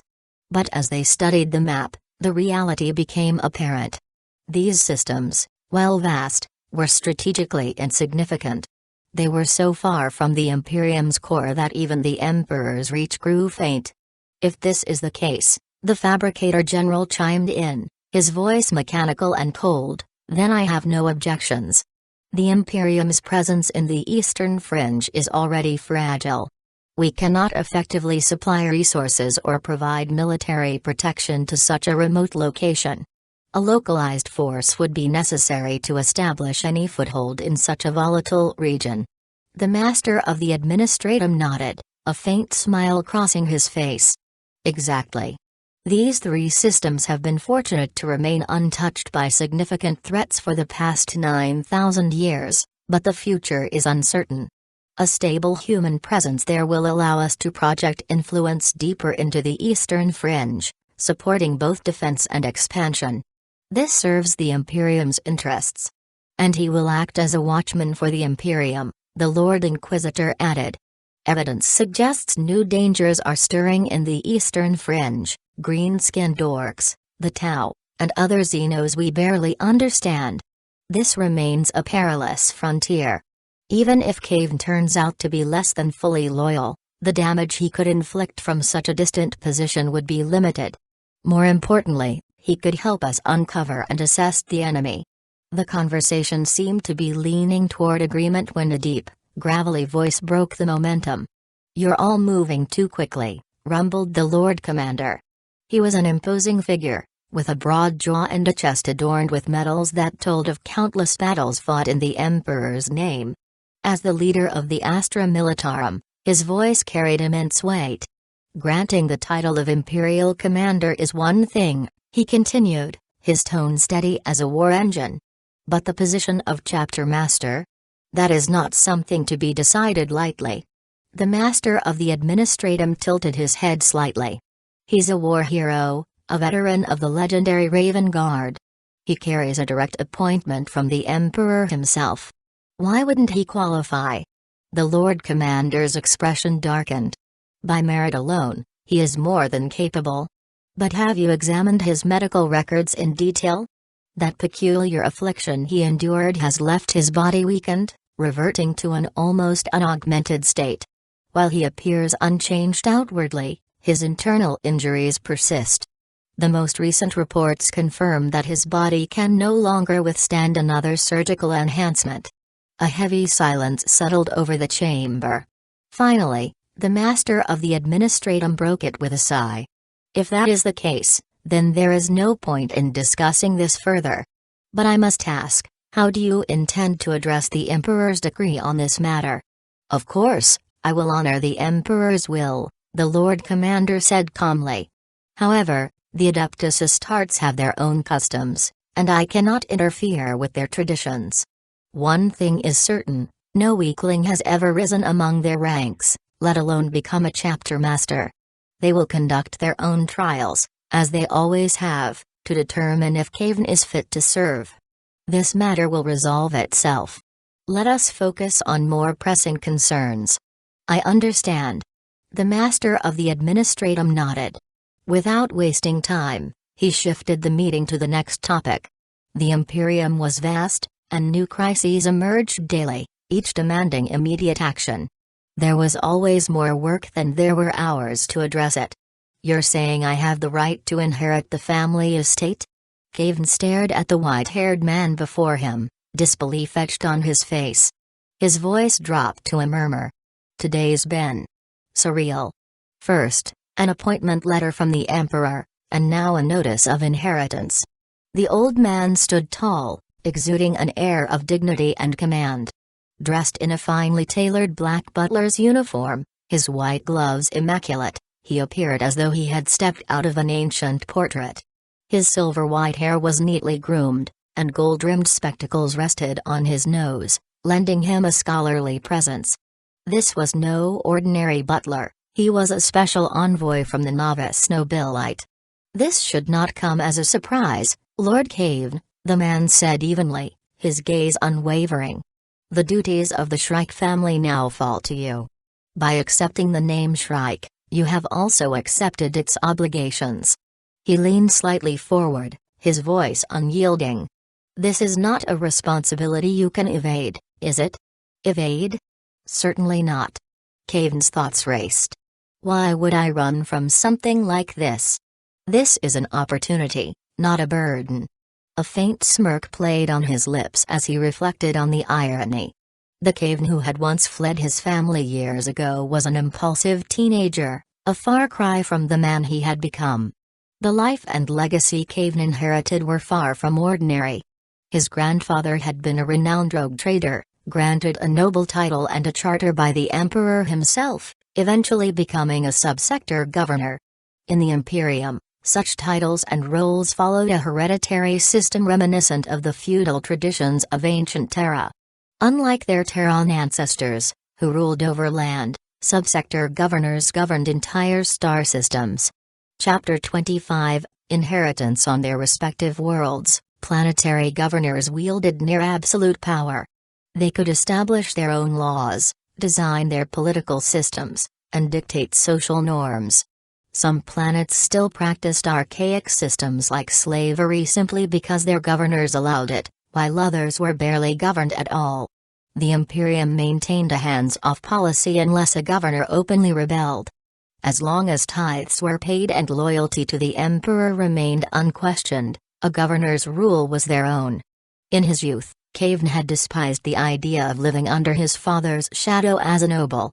He had wanted to prove his worth through his own abilities, not by relying on his family name. That determination had driven him to leave, eventually crossing paths with Corvus Corax, the Raven Guard Primarch, one of the Emperor's sons and the founder of the chapter. Under Corax's guidance, Kayvaan had risen to prominence as a space marine. He fought valiantly for the Emperor, the Raven Guard, and humanity itself. His efforts earned him countless honors, yet none of his achievements could erase his name or lineage.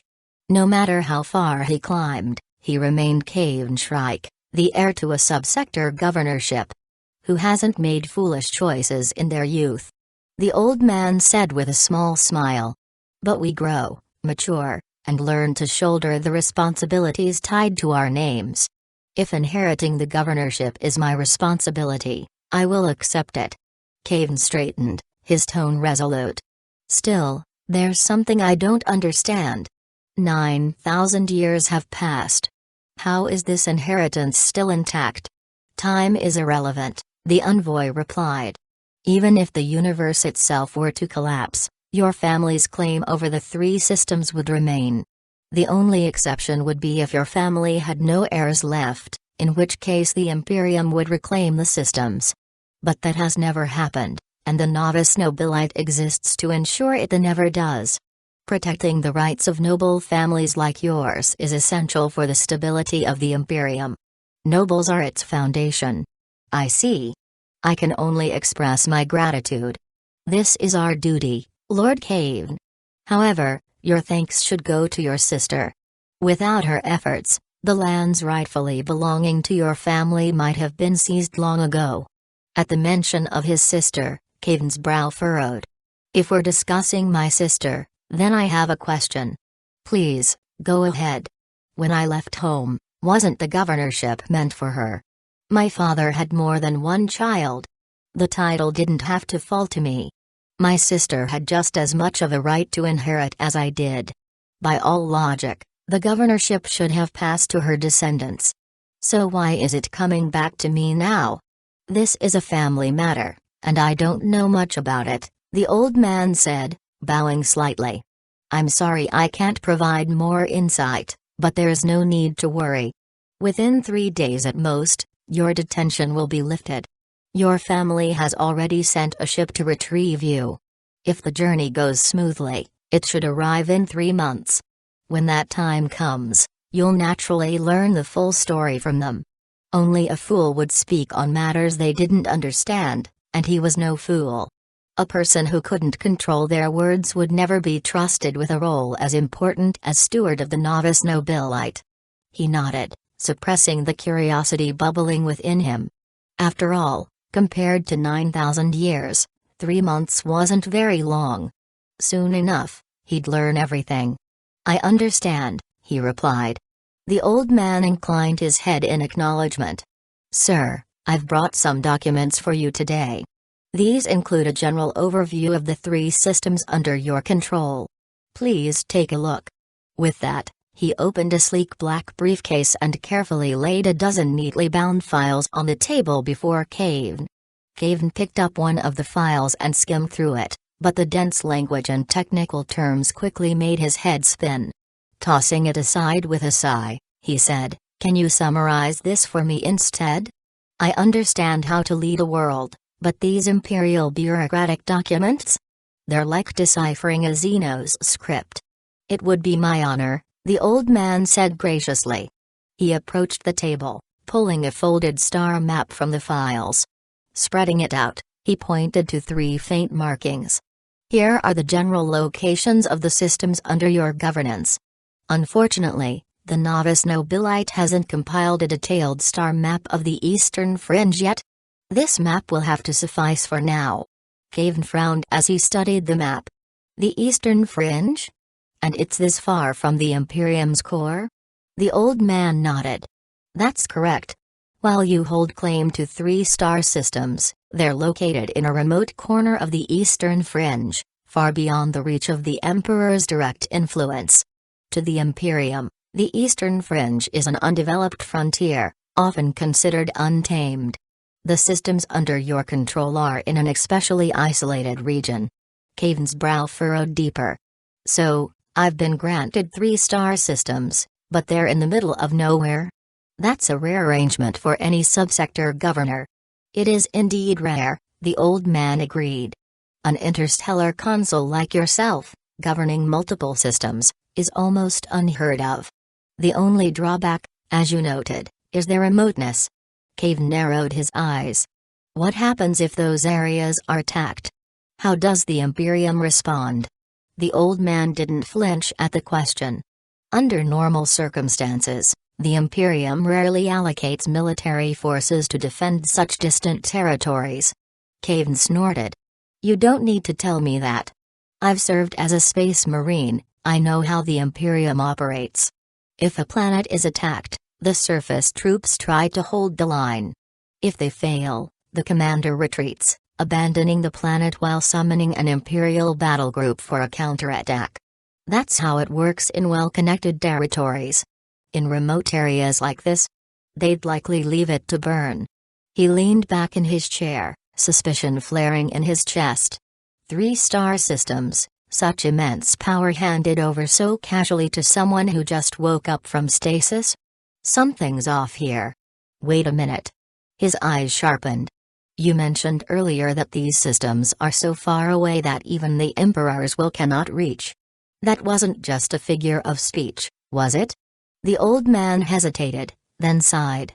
I assumed you were already aware. My apologies. No, that phrase isn't metaphorical. Allow me to explain. Chapter 26, Immaterium. Kayvaan gestured for him to continue, his expression tense. The old man straightened, speaking with careful deliberation. After the Horus heresy, His Majesty the Emperor was interred on the Golden Throne. But the Golden Throne isn't merely a ceremonial seat. It's an ancient, arcane mechanism directly linked to the Astronomicon. His Majesty's essence sustains the Astronomicon, guiding the light that ensures safe passage through the warp and shielding humanity from the horrors of chaos. May the Emperor's eternal vigilance protect us all. Kayvaan's eyes widened. Are you saying these galaxies are so far away that even the Immaterium doesn't reach them? The old man met his gaze with a faint trace of pity. It's complicated, but you can say yes. That's exactly what I'm saying. The galaxy is now vast beyond comprehension, far too enormous for humanity to fully grasp. Take the Milky Way, for instance. It exists, sprawling and silent, doing nothing yet humbling in its sheer enormity. Even just the Milky Way alone could bring an empire to its knees, its size overwhelming enough to instill despair in humanity about its own insignificance. In a city, you measure distances in meters as you walk. Traveling by car between cities, you'd use kilometers. But when you start thinking about traveling between stars or galaxies within the Milky Way, you measure in light years. What's a light year? It's the distance light travels in a straight line over the course of a year. Considering light can circle Terra 7.5 times in just 1 second, the distance it covers in a year is beyond staggering. The closest galaxy to our solar system is Alpha Centauri, a triple star system. Among its stars, Proxima Centauri is only 4.22 light-years away. That means, even if we could travel at the speed of light, it would still take over 4 years to reach it. Even with light-speed capabilities, traveling through the vastness of the galaxy is a journey of immense proportions. Thankfully, the universe we know isn't all there is. Our familiar cosmos is but a fragment of a greater existence. Beyond lies an independent, parallel dimension often referred to as different space. People call it by many names depending on their culture: chaos, another world, ether, or immaterium. Regardless of the term, it's a realm separate from our reality. Humanity's scientific endeavors have long aimed to explore and exploit these other spaces, and the greatest achievement so far has been the development of interspace navigation. Think of it like the space jump technology you'd see in classic sci-fi novels. Ships enter this other dimension, ride its currents for a while, and then re-emerge, having traveled several light years in what feels like just a few days.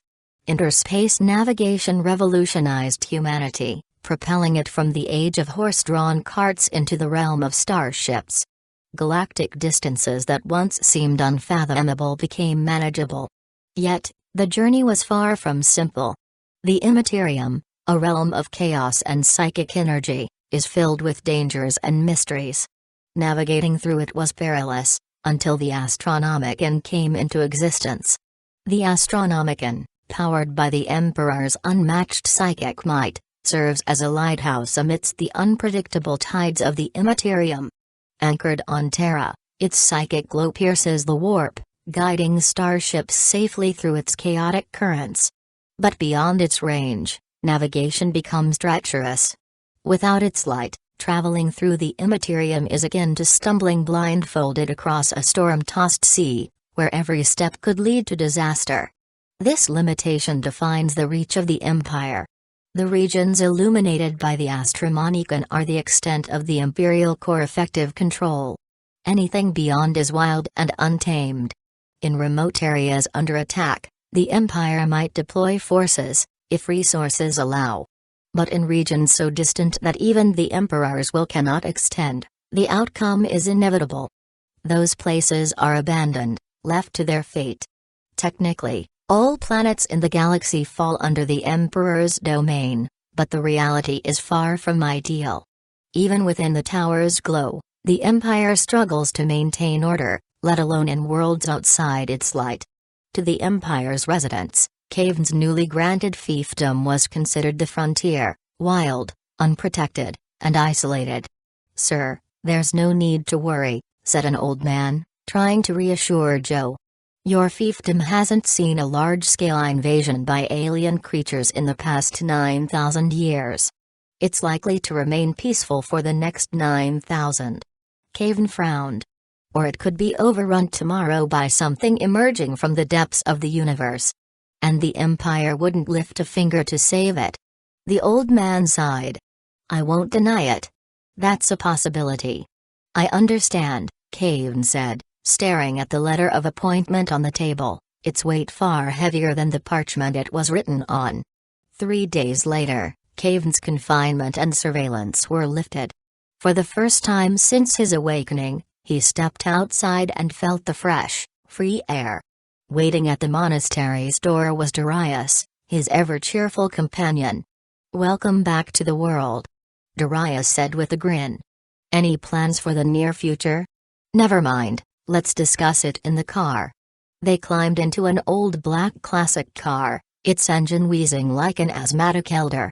It groaned to life and slowly carried them away from the monastery, leaving behind the scent of grass and trees. As they turned a corner, Kayvaan found himself in a starkly different world, a sprawling city of towering steel structures. "I'm surprised. Terra is really like this now. The monastery you were in before is one of the few places left with actual green space. The land here is so expensive that there's no other choice but to build up or out. And as the Empire gets stronger, Terra's value keeps climbing. Nobles from across the galaxy need offices in the Imperial capital. Wealthy people from everywhere are desperate to buy property here. That's why Terra has turned into one massive city. I read somewhere that Terra used to have a sea. They said it was like a gigantic bathtub, endless to the eye, with salty water. Is that true?" "Of course it's true. Are you saying there's no sea left on Terra?" "Nope. According to books, the mountains have been flattened and the seas drained. But I've never seen mountains, rivers, or oceans myself. I've lived on Terra my whole life, and all I know is what you see now, a sprawling metropolis packed with people and buildings. Honestly, I'm tired of it. These days, only the wealthiest nobles still have their private green spaces or monasteries." Kayvaan didn't want to dwell on the topic. He wasn't an environmentalist, and the state of the planet wasn't something he had the energy to care about. Right now, his focus was on more immediate matters. "So, where are we going now?" "My place," Darius said, his tone casual. "You can stay there for now. The festival just ended, and finding a place to rent right now isn't easy. Do you have any plans for the near future?" Chapter 27, Helpless Plans? Kayvaan glanced out the car window at the unfamiliar cityscape of Terra and felt a twinge of helplessness. Plans? What do I even want to do? Go back to the Raven Guard? No. That woman was right. When Kayvaan looked into the Empire's records, he found that there were glaring flaws in the surgeries performed on the Raven Guard. On top of that, the Primarch itself was missing, and it was hard to say if the chapter still existed. Even if it did, Kayvaan wasn't sure he wanted to go back. His feelings about them were complicated. Part of him felt a longing for the place he once lived and fought. Yet another part feared what he might find, or who might still be there. His brothers? Would there even be anyone left? It was entirely possible they had all fallen on the battlefield. After all, Astartes didn't fear death or the passage of time. But returning to the battlefield, shedding the last drop of blood for the Empire? That wasn't what he wanted anymore. Maybe the original Kayvaan, before this body had been possessed, had that kind of resolve. But the current Kayvaan wasn't the same. He was a young man from a peaceful era on Earth. That level of sacrifice and duty wasn't something he aspired to. A romantic life as a noble in this strange world? That seemed laughable. His title was inherited from a minor noble family in some backwater region, with a fiefdom in name only. In the shadow of Terra's elites, his family's influence was no more significant than that of a mid-level bureaucrat. Romance and indulgence. Hardly an option when you lacked power and money. For now, though, dreams and ideals had to take a back seat. There were more pressing matters. Survival. From everything Kayvaan had read, the Empire's special institutions, the ones tasked with dealing with chaos demons, had their sights set on him. It might have been because his body bore the curse of an evil god from the Great Rebellion, drawing their unwanted attention. At first, Kayvaan hadn't fully grasped what the Inquisitor was. After all, such organizations didn't exist during the Golden Age when the Emperor still walked among the people. But living in the past wasn't an option. During his time under house arrest, Lee had spent countless hours reading about the Inquisitor. To sum it up in the simplest terms, the Ordo Malleus was a group of paranoid zealots with nearly limitless authority. Their worldview was stark: if there was one enemy outside the Empire, then there were 100 enemies hidden within. Their mission? Root out any taint and purify it, usually by reducing the accused to ashes. If they happened to be wrong? Well, that was just bad luck for the victim. According to their logic, the sacrifice was justified to protect the Empire. And if you were lucky, your ashes might make it to the Imperial Cemetery, assuming they hadn't been mixed with others, and someone remembered your name to grant you a proper funeral. Kayvaan had no desire to cross paths with them again. Nothing good ever came from dealing with the Inquisitor. Looking back at his initial trial, Kayvaan couldn't help but feel a chill. The words of the woman named Elizabeth had been no empty threat. She was dead serious. If she had caught even a hint that Kayvaan wasn't truly Kayvaan, that another soul had taken over this body, she would have wasted no time. She would have taken great pleasure in making him her personal project, ensuring his trial ended in a fiery purification. What made the situation even more devastating was that she had every right to act as she pleased. If she wanted, she could even kill Kayvaan with just a shred of suspicion and some flimsy evidence, legally. The law was on her side, and Kayvaan understood this all too well. After 9,000 years, Kayvaan had absorbed all the experiences of his past life. He knew his own childhood memories better than his predecessor. He could impersonate Kayvaan Shrike so perfectly that no one should be able to notice any inconsistencies. But none of that could extinguish the fear simmering in his heart. Because if she decided to act on her suspicions and wanted him dead, she wouldn't even need a scrap of concrete evidence. Kayvaan wanted to curse out loud. What kind of insane laws did that bastard come up with? What happened to basic human rights? But the harsh reality stared him in the face. The Empire always claimed to protect the rights of its citizens, but it also demanded that personal interests unconditionally serve the collective good, or, more specifically, the Empire's interests. Anyone who had the slightest understanding of how the system worked knew that the so-called human rights were nothing more than a facade. If Kayvaan were still powerless and imprisoned like he had been just days ago, this noble probably wouldn't have paid him much attention. But now he was a leader of a Space Marine regiment that was about to be established, with authority over 3 entire galaxies. In his position, Kayvaan had no choice but to play his part. To convincingly pose as Kayvaan Shrike, he would have to act like a passionate, battle-hungry warrior. But to ensure his own survival, he needed to stay far from the Empire's central power. The Eastern Fringe, remote and distant, seemed like the perfect escape. What's wrong with being in the middle of nowhere? At least there, he wouldn't live under constant surveillance. And hadn't it been said that his hometown hadn't suffered any large-scale attacks for the past 9,000 years? Maybe he could gamble on the next 9,000 being equally uneventful.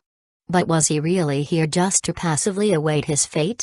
After 9 millennia of imprisonment, countless lessons learned, and endless knowledge absorbed, had he really been brought into this new world just to wait for death? Would he leave everything up to luck and live in constant fear, hoping disaster wouldn't find him? What a joke. Kayvaan growled, clenching his fists. I'm not that helpless kid anymore. Sir? Did you say something? Darius asked, glancing over as he drove. I said, don't look at me. Watch the road. Kayvaan snapped. Darius jerked the wheel to avoid a vehicle that suddenly swerved into their lane. The old car wobbled before returning to the road, cruising steadily again. Lee let out a sigh. Death really is everywhere. I can't afford to fall like this. No matter what happens, I need to form my Space Marine chapter. Of course. How could we die in something as meaningless as a car accident? Darius laughed. If we're going to die, it should be in an epic battle at your side. Don't get ahead of yourself, Kayvaan said seriously. Then, after a moment of hesitation, he asked, Darius, if someone's body can no longer handle transformation surgery, can they still become a member of a Space Marine? What? No way. People who haven't undergone transformation surgery can't even begin to compare to those who have. It's not just about strength, it's their bones, muscles, reflexes, speed, and ability to recover from injuries. An ordinary person would be like a child fighting an adult compared to a standard space warrior. And there are no weaklings in the Space Marine, Darius added. Exactly. So, let me ask you, what if someone once had the surgery but, due to unforeseen circumstances, reverted back to being a normal human? And what if their body can't undergo the procedure again? Kayvaan asked calmly. What happens then? Chapter 28, Astartes Monetary. What? Darius's hands shook, and the car swerved dangerously again. This time, Kayvaan grabbed the wheel, steadying it. You're not serious. You're saying you can't? I'll explain when we get home, Kayvaan interrupted, his voice quiet but firm. I don't want to die in a car crash, okay? The next day, Kayvaan declined Darius's offer to show him around Terra. He wasn't in the mood for sightseeing, not when his own future was so uncertain. Besides, Terra wasn't exactly a tourist haven anymore. The planet had been transformed into a sprawling political and religious megacity, stripped of its natural beauty. Mountains had been leveled, seas drained, and every corner of the planet was covered in towering buildings, orderly streets, and ornate sculptures. Instead, Kayvaan had Darius take him to the Terra headquarters of the Space Marines. Their destination was an ancient monastery perched atop a colossal skyscraper. To Darius, the sight was almost surreal. A medieval-style monastery, complete with stone arches and stained glass windows, sat atop a gleaming, ultra-modern skyscraper. It looked as though someone had plucked the monastery from a serene mountain landscape and awkwardly placed it in the middle of a futuristic city. The clash of classical and modern styles was bizarre, to say the least. This is the Terra headquarters of the Space Marines, Darius said, his voice trembling with excitement. I've only ever seen pictures of it in magazines. This is the holy ground for warriors across the Empire. The Astartes Monastery. I can't believe I'm actually here. This is a blessing from the Emperor himself. So, this is the famous Astartes Monastery. Kayvaan stood at the entrance, looking up at the towering structure. A strange mix of emotions churned within him as he took in the sight.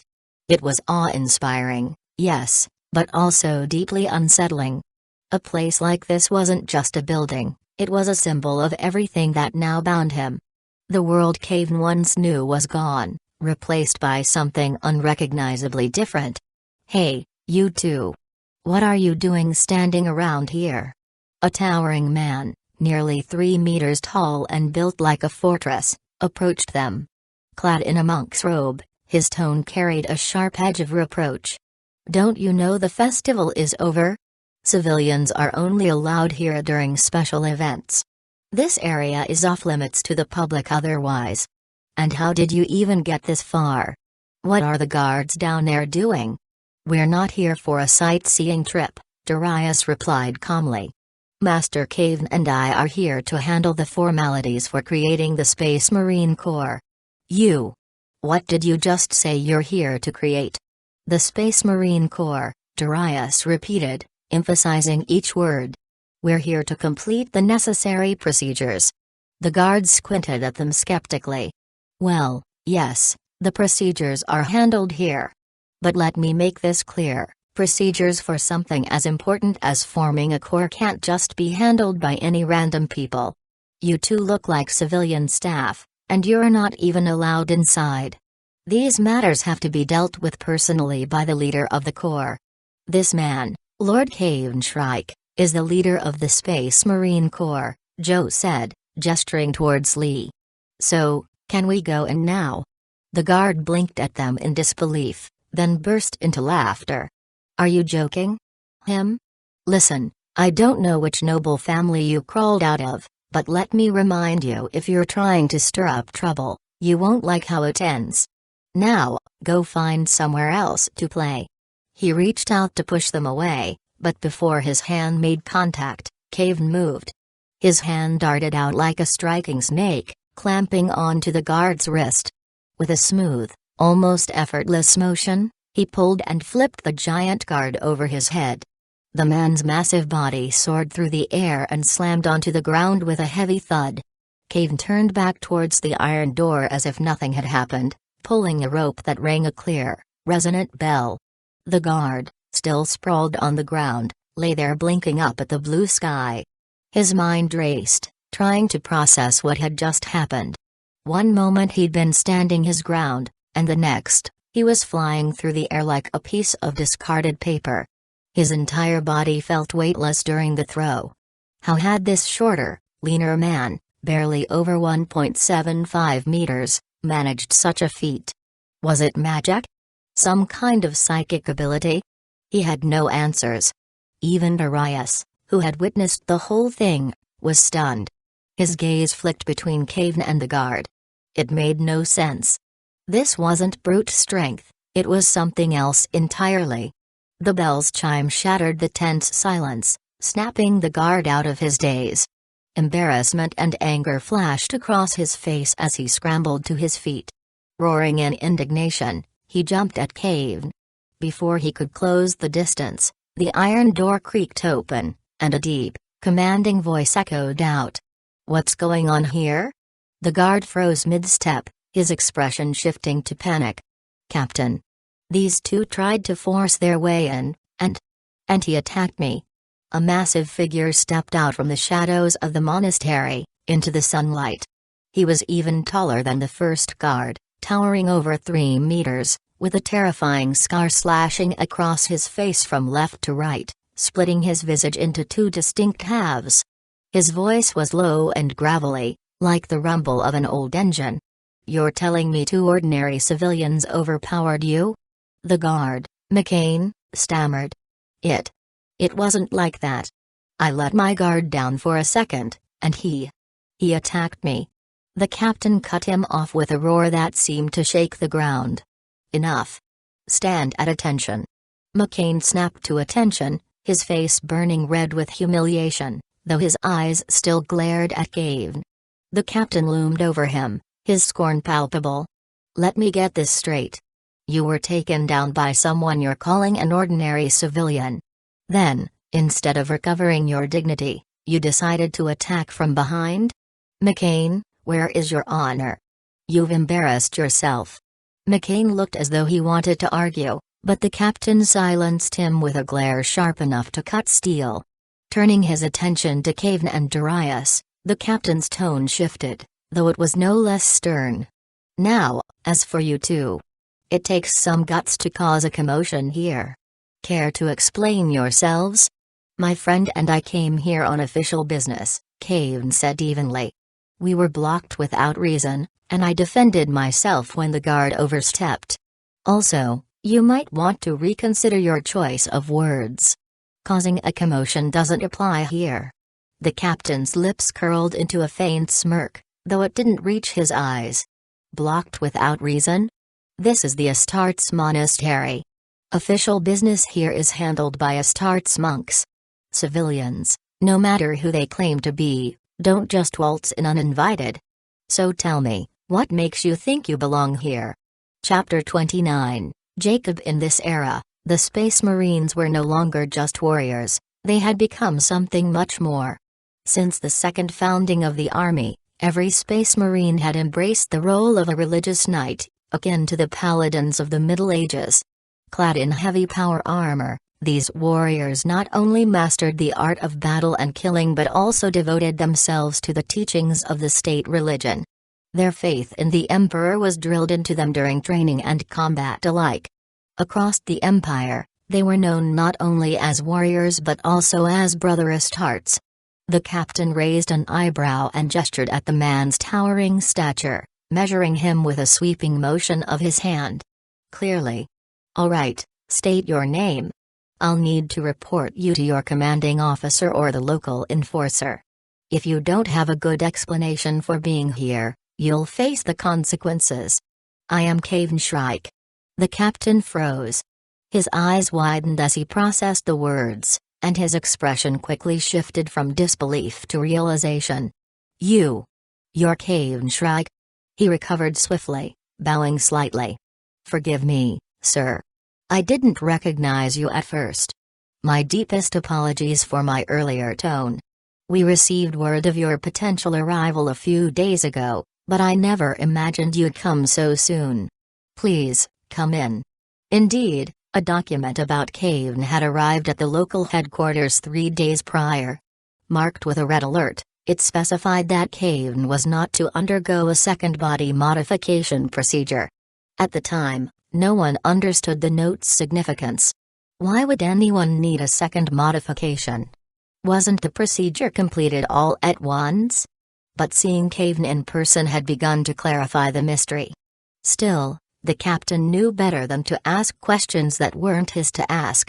Inside the monastery, the air was heavy with reverence. The main hall was an expansive auditorium with one wall covered in intricately painted glass. Sunlight poured through, casting vibrant hues across the room.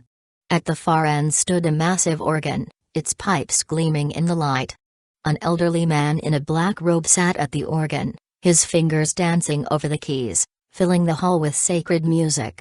The melody was ancient, a military hymn said to date back to a mythical era. Legends told of soldiers singing it in the quiet moments between battles, drawing strength and solace from its verses to honor the Emperor.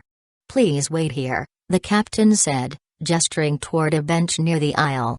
Sir Jacob Keyes will meet with you shortly to explain the procedures and address any concerns about establishing your Space Marine chapter. With that, he left. Kayvaan and Darius sat on one of the long wooden benches. The hymn played on for another 5 minutes before it came to a close. The robed man stood, and approached them. His gaze lingered on Kayvaan, a look of quiet curiosity in his eyes. I am Jacob Keyes, he introduced himself, and you must be Sir Kayvaan. Yes, I am Kayvaan. Jacob's eyes softened, and he sighed. So it's true. Even after 1,000 years, even with the curse that plagues your body, the crow's genes in you remain unchanged. Pale skin, black hair, you are every bit the shadowed guardian the legends spoke of. He hesitated, then asked, how should I address you? You appear young, yet you carry the weight of many lifetimes. Should I call you my child, as I do the others? Or would elder suit you better? No need for formalities, Kayvaan said evenly. Just call me Kayvaan. The world I once knew is gone, and past glories mean little now. I am here for my reward, to establish a Space Marine chapter. Jacob nodded, his expression solemn. Of course. We must follow protocol, even for someone like you. May I see the necessary documents? I carry the Emperor's commission, Kayvaan said, reaching into his cloak. Jacob raised a hand. Not here. Let's move to a more private setting. Follow me. He led them to a hidden door at the back of the auditorium. Behind it lay a peaceful porch overlooking a small courtyard. To the right, floor-to-ceiling windows bathed the space in natural light. To the left, a neatly trimmed lawn stretched out, dotted with round wooden tables and sturdy chairs. "Please, have a seat. Would you like tea or coffee?" Jacob asked, gesturing to the chairs. "Tea, thank you," Kayvaan replied. "Coffee for me," Darius added. Jacob nodded and disappeared briefly, returning with a silver tray. On it sat a polished teapot, a small coffee pot, and 2 round cups. The aroma of freshly brewed tea and coffee wafted through the courtyard as he poured. "Please forgive my little hobby," Jacob said with a warm smile. "When I was young, I didn't care about such things. But at this age, I find myself finding joy in small things, like this peaceful environment." Kayvaan inhaled the aroma of the tea and took a careful sip. "This is excellent tea. But let's not dance around the reason I'm here." Jacob's eyes twinkled with amusement. "Straight to the point, then. Establishing a brand new chapter." "I don't have the patience to waste time," Kayvaan said with a grin. Jacob nodded. "Fair enough. A loyal soldier of the Empire wouldn't have time to waste on idle chatter. But before we delve into the details, let me mention something about this tea you seem to enjoy so much. The coffee beans and black tea both come from Kantra, an agricultural world renowned for its tea gene pool. The finest in the galaxy, I assure you." Jacob's tone grew more serious as he shifted to the topic at hand. "Now, about your mission. Forming a new chapter isn't a simple task. The Raven Guard, for instance, suffered devastating losses during the Great Rebellion. Their legion's gene seed was almost obliterated. Rebuilding something like that is no small feat. When the Empire faces such a crisis, they assign think tank curators to manage the remnants of the gene pool. These curators will swear loyalty to you, but understand this, while they'll oversee the process, the actual work of restoring the gene is yours alone. Neither the Empire nor headquarters can offer much help." Kayvaan nodded solemnly. "I understand. I'll find a way to handle it." Jacob continued, his tone measured. "The gene seed, as you might already know, serves as the foundation for crafting Astartes. Think of it as a sacred template, imbued with the genetic legacy of the Emperor's Primarchs, a relic of immeasurable value and potential. Unlike the chaotic randomness of human birth, the gene seed ensures that those chosen to bear it are elevated far beyond ordinary mortals. It instills them with strength, resilience, and the traits necessary to embody the Emperor's will. For a new chapter, safeguarding and cultivating this genetic legacy will be your greatest responsibility, and your biggest challenges." Kayvaan absorbed the information silently, but Jacob wasn't finished. "That's not the only challenge you'll face, either." "Oh?" Kayvaan prompted. Chapter 30, Trial of Combat. Jacob leaned forward, his expression grim. "The chapter is no ordinary fighting group. Each chapter has its own traditions, and we're no exception. One of ours, call it a tradition, or a bad habit, is that we don't accept weakness. Our core prides itself on being the strongest, a band of knights unmatched across the stars. Every incoming master must prove their strength through combat. It's a rite of passage." Kayvaan's expression remained calm. "What kind of combat are we talking about?" "A simple hand-to-hand battle," Jacob explained. "No power armor, only cold weapons. There are no rules, only strength and survival. As the incoming master, you'll face 3 space marines at once." Jacob stared intently at Kayvaan's face, studying every detail. He wanted to catch a glimpse of something, maybe anger sparked by his own words. It would only make sense for Kayvaan to be furious. After all, here was a warrior who had suffered so deeply and had finally fallen on a grand, legendary battlefield where he deserved to die with honor. Instead, the Empire chose to let him live. When he woke after sleeping for 9,000 years, everything had changed. The Empire no longer fully trusted him. Everyone he once knew had long since passed into memory, leaving him with nothing familiar. What would he feel now, looking at a world so alien to him? Of course, he would return to the only place he truly knew, The battlefield. Even after all these ages, war remained war. The smoke, the killing, and the endless struggle hadn't evolved in 9 millennia. Amid all the unfamiliar faces and towering buildings of this new era, only the battlefield stayed true to what he remembered. If Kayvaan were truly himself, he should have been seething, eager to reclaim some measure of glory. He should have yearned to lead an army back into the vast Star Sea and plunge straight into those hellish war zones again, ruthlessly cutting down the Empire's enemies. That was the natural order, the cycle he once lived by. But he couldn't. Jacob knew that the words he had just spoken had struck hard, reminding Kayvaan of what he could no longer do. Yet the young-looking soldier showed no trace of the anger Jacob expected. There were no tears, no outbursts, no hysterics. Kayvaan didn't break down, didn't plead, and didn't even wear a forced smile. None of the reactions Jacob had anticipated came to pass. Instead, Kayvaan was simply stunned for a moment. Then he chuckled quietly. They stood together in a small courtyard scented by the cozy blend of black tea and coffee. Warm sunlight fell gently on them, but Jacob suddenly felt an odd chill creeping up his spine, as if a subtle coldness rose from the depths of his heart.